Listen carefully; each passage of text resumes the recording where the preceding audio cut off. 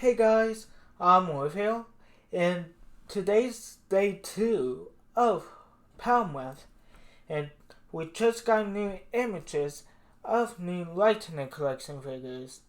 Now, these are the Black and Blue Rangers from the Teenage Mutant Ninja Turtles and Power Rangers comic crossover.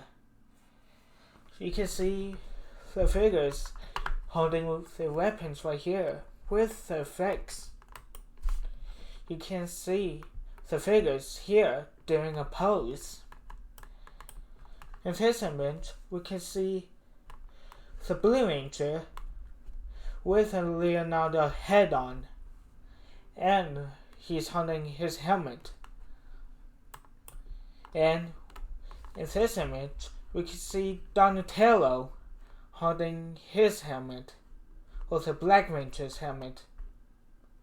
So, yeah, what do you guys think of this?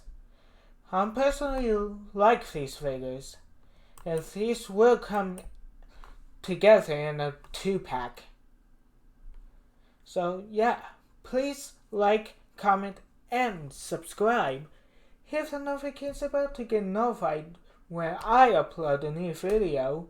And I'll see you in the next one.